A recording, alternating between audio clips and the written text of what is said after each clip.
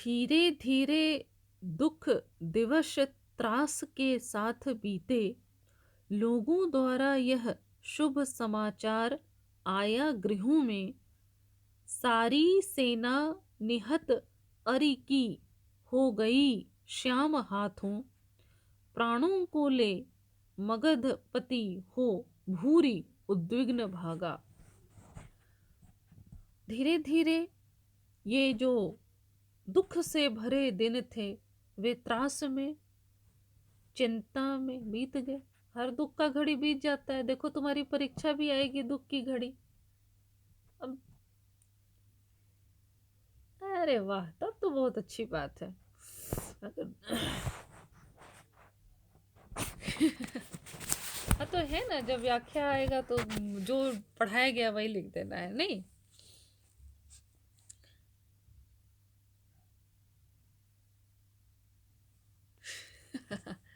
अच्छा, टेंशन नहीं लेना है। लोगों द्वारा यह सब शुभ समाचार आया गृहों में, तब यह शुभ समाचार भी आ गया। सारी सेना निहत अरिकी हो गई श्याम हाथों। कृष्ण के हाथों जो पूरी सेना है वह ध्वस्त हो गई। अरि दुश्मन की सेना। प्राणों को ले मगधपति हो भूरी उद्विग्न भागा। और मगधपति जो है यानी जरासंध, वह अपने प्राण लेकर के जान बचा करके भागा, है ना, किसी तरह से बच करके निकला। बारी बारी ब्रज अवनी को कंपमाना बना के बातें धावा मगध पति की 17 बार फैलो। आया संवाद ब्रज मही में बार 18वीं जो। टूटी आशा अखिल उससे नंद गोपादिकों की। बार बार यह समाचार आता रहा क्योंकि बार बार हमले हो रहे थे। 17 बार हमले हुए, ऐसा कहानी में है कि 17 बार हमले हुए। बार बार ब्रज अवनी को, ब्रज की धरती को कपाते हुए, थर्राते हुए मगधपति का धावा होता रहा। 17 बार ऐसा हुआ।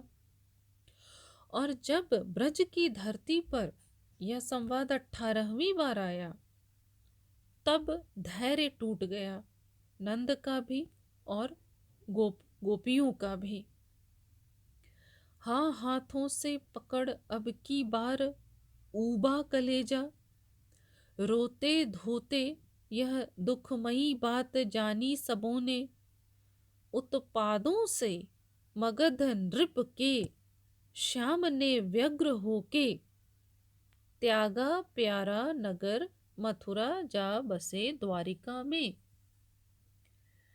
कहानी जो मैंने तुम्हें बताई शुरू में कि बार बार जो आक्रमण होता था तो जाकर ये, चूंकि मथुरा ब्रज से, मथुरा जो थी वो मगध से नजदीक थी, द्वारिका दूर थी, तो वहां जाकर के बस गए। और यह दुख भरी बात, हाथों से पकड़ अब की बार ऊबा कलेजा, लोगों का कलेजा ऊब गया। कलेजा थाम लेना मतलब क्या होता है? एकदम स्तंभित हो जाना, है ना, कि अब क्या होगा आगे। एकदम ये एक पॉइंट ये आ जाना कि अब क्या होगा, उद्विग्नता में। और सभी लोगों ने इस बात को रोते धोते सुना। क्यों रोते धोते सुना? कि पहले तो भाई द्वारिक कृष्ण मथुरा में थे तो उतने दूर नहीं थे और एक उम्मीद भी थी कि भाई लौट आएंगे।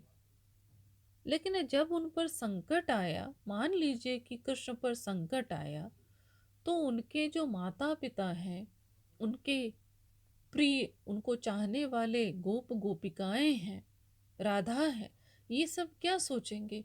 ये तो यही सोचेंगे कि कृष्ण पर संकट आएगा तो वो हमारे पास आएंगे ना। व्यक्ति पर संकट आता है तो वो व्यक्ति अपनों के बीच जाता है। और कृष्ण यहाँ इनसे और दूर द्वारिका चले जाते हैं।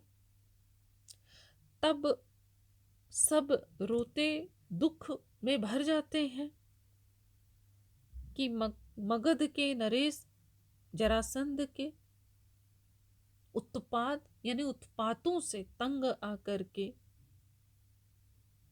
मथुरा छोड़ करके, जो कि उनका प्रिय नगर था, क्योंकि अपनी उनकी जन्म स्थली थी ना, और जहां व्यक्ति जन्म लेता है वहां से उसे लगाव होता है, तो वो उन्हें प्रिय था और वहां छोड़ करके उन्हें आना चाहिए था गोकुल, क्योंकि वो और दूर चले गए।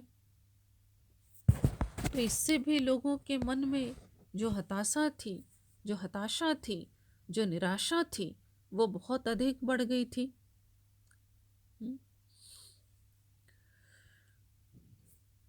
जो होता है शरद ऋतु के बीतने से हताश, ज्यों होता है शरद ऋतु के बीतने से हताश, स्वाति सेवी अतिशय तृषावान प्रेमी पपीहा, वैसे ही श्री कुंवर वर के द्वारिका में पधारे, छाई सारी ब्रज अवनि में सर्वदेशी निराशा।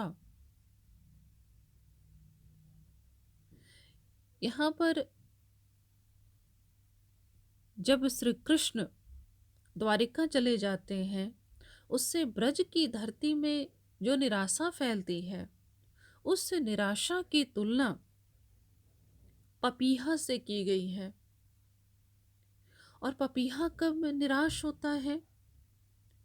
वह शरद ऋतु के बीतने से हताश होता है, क्योंकि ऐसा माना जाता है कि पपीहा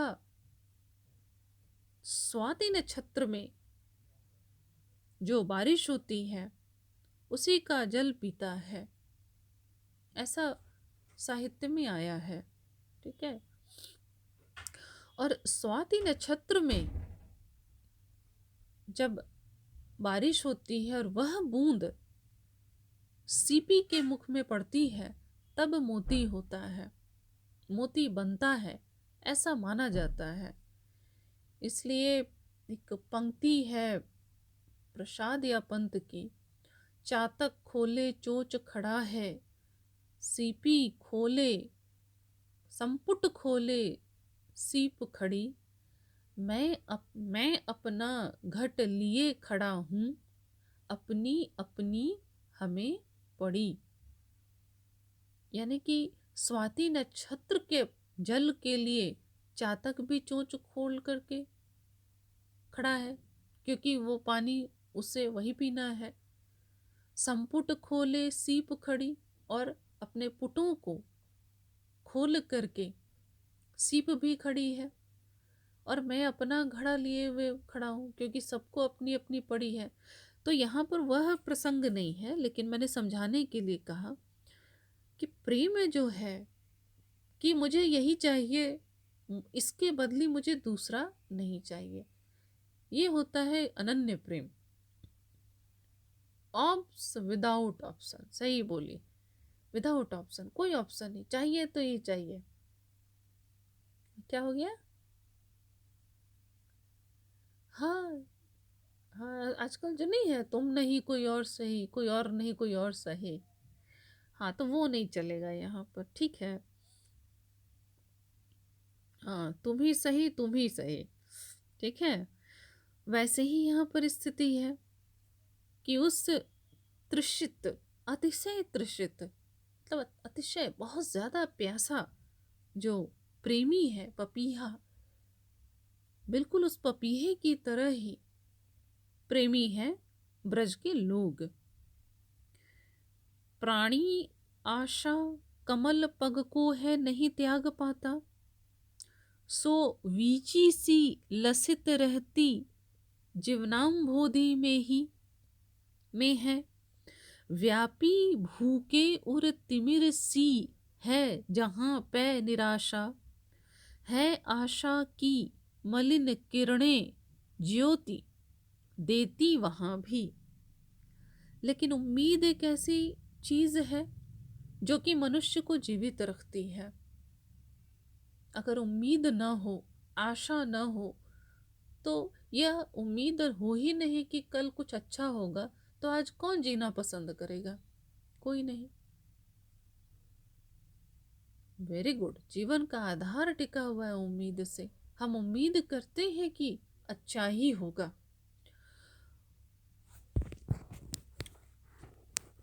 अब यहाँ पर जो ब्रज के लोग हैं वे कमल पग को है नहीं त्याग पाता, मतलब कि जो कृष्ण जिनके कमल के समान चरण हैं, हाँ वो, हाँ ठीक है, कमल के समान है। ठीक है। एक बार ये ऐसा कहा जाता है, कहानी है कालिदास के संदर्भ में, कि जो जिनके दरबार में थे, विक्रमादित्य के दरबार में थे, और उस समय एक राजा ने यह कहा, मतलब संस्कृत में मुझे याद नहीं आ रहा है कि हाँ हाँ, एक कमल के में दो कमल हैं, एक कमल में दो कमल हैं। ठीक है। अब ये क्या है? ठीक है। तो ऐसा कहानी इस तरह की हम सुने हैं, पढ़े हैं कहीं, कि कहीं जा रहे थे कालिदास और किसी वेश्या स्त्री के घर में ठहरे थे, और ये बात थी कि भाई इतनी स्वर्ण मुद्राएं मिलेगी। शायद चूंकि कालिदास लापता होंगे और कृष्णदेव राय ने उनको खोजने के लिए कुछ किया होगा, शायद एक अनुमान लगा सकते हैं। तो इस तरह की जब ये बात हुई कि जो भी इसका उसे बहुत सारी स्वर्ण मुद्राएं दी जाएगी, तो चूंकि उस स्त्री ने कालिदास को शरण दी थी, भोजन कराया था, तो कालिदास ने सोचा कि चलो इसकी मदद कर देते हैं। तो उन्होंने ये कहा कि देखो, एक कमल में दो कमल है, इसका अर्थ है कि एक तो कमल है तुम्हारा मुख, और दो कमल है इस कमल रूपी मुख में दो कमल रूपी आंखें। हो गया ना, एक कमल में दो कमल हुआ ना। हाँ, एक कमल रूपी मुख में दो कमल रूपी आंखें हैं। और फिर ऐसी कहानी भी है कि शायद उसने कालिदास की हत्या कर दी थी या करवा दी थी, क्योंकि उसे लगता था कि कहीं ये स्वर्ण मुद्राओं में अपना हिस्सा न मांगने लगे। ऐसी कहानियां हैं, कुछ पढ़े थे कहीं। ठीक है। तो यहाँ पर है, प्राणी कमल पग को है नहीं त्याग पाता, सो वीची सी लसित रहती जीवनाम्भोधि में है। और जीवन की जो जो भवसागर है, ठीक है, जीवनाम्भोधि, जीवन का जो भवसागर है, इसमें लहरों की तरह आशा उम्मीद रहती है। क्योंकि जिस तरह से लहरें उठती है और उसी में टूट करके गिर जाती है, फिर दूसरी लहरें उठती है और दूसरी उसमें टूट करके गिर जाती है, तो लहरों का उठना तो समाप्त नहीं होता है। उसी तरह से हमारे जीवन में ये जो भवसागर है, और इसमें इस समुद्र में लहरें उठती हैं, और आशा की, हाँ, आशा की लहरें उठती हैं और टूटती हैं। मतलब आशा बनती है, फिर मिटती है, फिर बनती है और फिर मिटती है। क्योंकि ज़्यादातर चीज़ें, हमारी आशा तो पूरी होती ही नहीं है। बहुत कम आशाएं पूरी होती हैं, लेकिन फिर भी बार बार हम आशा करते हैं, है ना। व्यापी भूखे उर तिमिर सी है जहां पै निराशा। और जिस तरह से अंधकार में इस धरती के, भूमि के यानी कि संसार में जो अंधकार पसरा हुआ है, जिस तरह से अंधकार चारों ओर फैला रहता है, उस तरह से निराशा यहाँ पर फैली हुई है।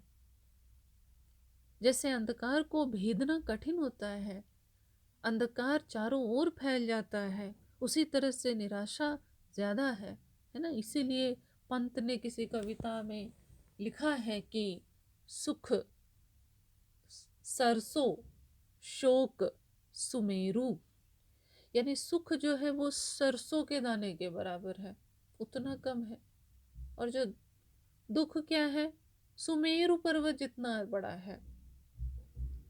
समझी? तो यहाँ पर दो दुख जो है वो ज्यादा है। लोहू आता विकल दृग में वारी के स्थान में था। यहाँ पर वियोग वर्णन जो है, वियोग वर्णन में प्राय इस तरह का वर्णन भारतीय पद्धति में अच्छा नहीं माना जाता है।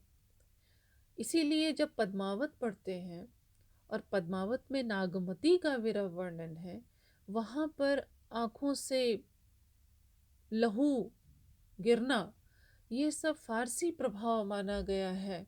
मांस का गलना, मांस का जलना, शरीर का जल जाना,